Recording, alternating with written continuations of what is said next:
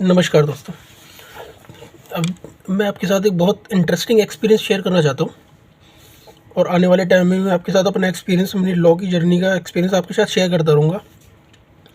मैंने अभी 1 साल से ही अपनी प्रैक्टिस शुरू करी है। इससे पहले मैं 13 साल तक मेरा जॉब किया है मैंने अलग-अलग कंपनियों में। उसके बाद मेरे मन में आया कि मैं लॉ करके प्रैक्टिस करूँगा और मैंने प्रैक्टिस स्टार्ट कर दी दिल्ली में। पिछले शुरुआत के 3 महीनों में मैंने मथुरा में भी प्रैक्टिस करी है, पर वो मुझे अच्छा नहीं लगा। फिर मैं वापस दिल्ली आ गया, क्योंकि एक बार जो दिल्ली में रह लेता और यहाँ के कोर्ट्स का जो सिस्टम देख लेता, उसके बाद वो मथुरा में, यूपी में नहीं कर सकता। थोड़ी हालत ख़राब है मथुरा के अंदर कोर्ट्स की, in terms of etiquettes, discipline, बहुत चीज़ों का फ़र्क है दिल्ली और यूपी के कोर्ट्स में। तो मैंने दिल्ली को प्रेफर किया, तो वापस मैं दिल्ली आया। फिर मैं कुछ ऐसे लोगों से जुड़ा जो कि अंडर ट्रायल प्रिजनर्स का, या फिर जो अपनी मासूमियत से, गलती से जो लोग जेल में बंद हो गए हैं, सज़ा काट रहे हैं, सज़ा भी नहीं काट रहे, वो अंडर ट्रायल ही है। तो मैंने सोचा कि उनके लिए कुछ करना चाहिए। तो मैंने कुछ लोगों को बता रखा था। तो क्या हुआ कि मुझे किसी ने बताया कि एक जगह पर कोई आंटी रहती है, उसके बेटे को पुलिस ने अरेस्ट कर लिया था और 5-6 साल से उसका बेटा जेल में बंद है। तो आप देख लो, अगर कुछ हो सकता है आप उसके लिए, तो मैं ठीक है, मैं देखता हूँ क्या कर सकता हूँ। तो मैंने उनका एड्रेस ले लिया आंटी जी का, और सुबह 8 बजे मैं पहुंच गया उनके घर पे। अब जहाँ पे घर पे देखता हूँ तो घर पे ताला लगा हुआ है, कोई था ही नहीं। मैंने पड़ोसी से पूछा कि ये लोग कहाँ गए हैं। तो बोली ये आंटी चाय की दुकान लगाती है और सुबह जल्दी निकल जाती है और रात में आती है। तो मैं पूछा दुकान कहाँ पर लगाती हैं, तो बताया उन्होंने ये GK2 में S ब्लॉक में दुकान लगाती हैं। S ब्लॉक में मार्केट है कोई, उसमें दुकान लगाती हैं। मैं ठीक है, मैंने डायरेक्शन समझा कुछ, ठीक है। तो उसके बाद पड़ोसी का मेरे को जो रिएक्शन था देख के मैं बड़ा अचंभित हुआ। उन्होंने पूछा कि आप कौन? इनको तो कोई मिलने कभी आता नहीं इतने सालों से, ना ही किसी से गली में बात करते हैं, ना पड़ोसी से कोई, सबसे अलग अलग कटे रहते हैं। आज तक इन्होंने किसी से कुछ बातचीत नहीं करी। अचानक आप आ गए, कौन है आप, क्या करते हैं, क्या काम था बताइए। मैंने उनको टाल दिया कि कोई नहीं, मैं सिर्फ इनसे मिलने आया था। क्योंकि मैंने उनको क्लियर यूँ नहीं बताया कि ये जो आंटी जी हैं, उनके बिल्कुल जस्ट बराबर वाले जो घर है, उन्हीं से ही उनका केस चल रहा था। उनकी कोई लड़की का कुछ था कि पॉक्सो में उसको बंद करवा रखा है 5 साल से। और सुनने में ये भी आया था मुझे, जो कंप्लेनेंट है उसने कुछ पैसे की भी डिमांड करी थी कि आप पैसे कर दे दोगे तो हम आपके लड़के को छुड़वा देंगे, केस वापस ले लेंगे। जो कि मुझे पसंद नहीं आया, बिल्कुल भी बात पसंद नहीं आई। कोई बात नहीं, चलिए फिर मैंने उनके डायरेक्शन समझ लिया मार्केट में कहाँ पर दुकान लगाती है। मैं पहुँचा मार्केट में। मार्केट में जैसा उन्होंने मेरे को बताया था कि वो चाय की दुकान लगाती हैं और बीड़ी सिगरेट वगैरह की शॉप है, छोटी सी स्टॉल लगाती हैं, तो वहाँ पर थी 4-5 दुकानें। मैंने कभी देखा नहीं था उनको पहले। तो मैं एक दुकानदार से पूछा, उन्होंने नहीं बताया, बोले नहीं पता। दूसरे दुकानदार के पास गया तो उसने भी कुछ नहीं बताया। फिर तीसरी शॉप पे गया, उन्होंने मुझे बताया कि आंटी आती तो है, वहाँ पर देख लो, उस तरफ है। वो बिल्कुल कॉर्नर में, मार्केट के पीछे कॉर्नर में जाके उन्होंने छोटा सा अपना एक शेड बना रखा है, तिरपाल का, पन्नी का गत्ते डालकर।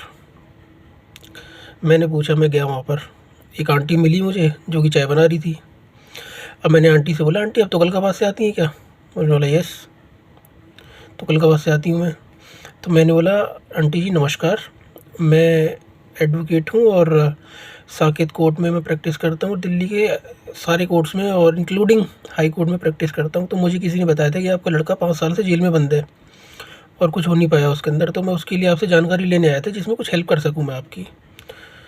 तो आंटी बहुत थोड़ा नर्वस हो गई। तो उन्होंने कहा कि बेटे मेरे पास तो देने के लिए कुछ है नहीं, क्योंकि हमारे पुराने जो पिछले वकील थे वो ही हमसे एक बार 20,000 रुपये, एक बार 10,000 रुपये लेके खा गए और उन्होंने कुछ नहीं करा, और मैंने वो सारा पैसा कर्ज पर लिया था। तो मैंने आंटी को बोला, नहीं आंटी मुझे एक पैसा नहीं चाहिए, मेरा गुजारा चल रहा है, मैं तो सिर्फ ऐसे लोगों की हेल्प के पर्पज़ से ही मैं कर रहा हूँ ये काम। तो आंटी का मैंने नंबर लिया। अब आंटी को मैंने डिटेल नहीं केस की, तो उन्हें ना केस का कुछ नहीं पता, ना उन्हें FIR पता है, कौन से कोर्ट में, कोर्ट नंबर में चल रहा है ये भी नहीं पता, लास्ट डेट कब है, क्योंकि वो कोर्ट में एक शुरुआत में गई थी एक बार 5 साल पहले, उसके बाद वो कभी गई नहीं कोर्ट में। तो उन्हें क्या चल रहा था मैटर में कुछ नहीं पता था। फिर मैंने आंटी से पूछा कि आंटी जी आप बता दीजिए अपने आपका रियल नेम क्या है लड़के का, जो कि मैं नेट पे ही सर्च करके निकाल लूँ। तो उन्होंने मुझे रियल नेम बता दिया। मैं अपने आप वापस आ गया ऑफिस में और मैं सर्च करने लगा। मिल ही नहीं रहा, मुझे कोई डिटेल नहीं मिल रही है। बहुत सर्च कर लिया मैंने नेट पे कि उस नाम से मुझे उस ईयर में जो ईयर बताया मुझे उस ईयर में भी कोई केस नहीं मिल रहा है। फिर मैंने आंटी को कॉल बैक करा, आंटी को उस नाम से मुझे कोई केस मिल नहीं रहा है, एक बार दोबारा बताइए असली नाम क्या है उसका। तो नाम भी उन्होंने दोबारा वही बताया। फिर मैंने सर्च करा तो मिल गया मुझे केस, इत्तेफाक से मुझे वो केस मिल गया। पुलिस स्टेशन भी सेम हो गया, लड़के का नाम भी मैच हो गया, और जो एड्रेस और पुलिस स्टेशन से मैंने अंदाज़ा लगा ली कि यही केस है, और ईयर से भी कंफर्म हो गया था। अब उसके बाद जब मैंने देखा उस केस के अंदर तो वो ऑलरेडी सितंबर 2021 में कन्विक्ट हो चुका है। मुझे बड़ा दुख हुआ कि अगर ये केस मुझे पहले पता चलता था केस के बारे में, कुछ शायद इसकी हेल्प कर सकता था। अब आप ये सोच रहे होंगे इसमें, भाई अगर वो पॉक्सो का केस कर रहा है, उसने कुछ गलत काम किया है, रेप करा है या कुछ भी करा है, तो आप सोच रहे होंगे कि मैं उसकी मदद क्यों कर रहा हूँ, क्या कर रहा हूँ।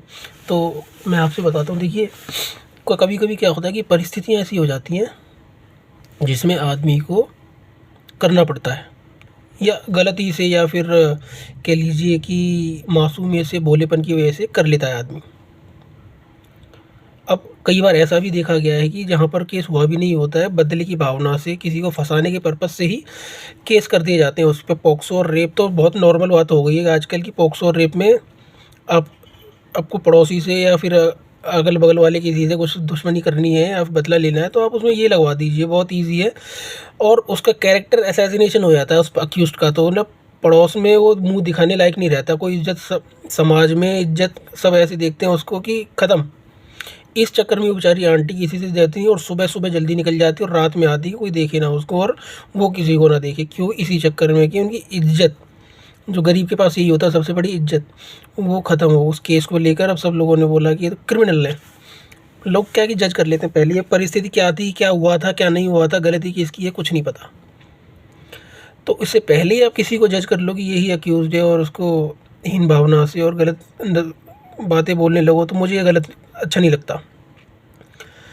तो मैं बेसिकली इनके लिए स्टेप फॉरवर्ड हूँ कि जो लोग गलती से, मासूमियत से फंस गए हैं, और अब वे, क्योंकि जो गलती हुई है आदमी से हो गई, तो अब एक कहावत भी है कि हमें बीमार अंग का इलाज करना चाहिए, ना ही उसे काट के फेंक देना चाहिए।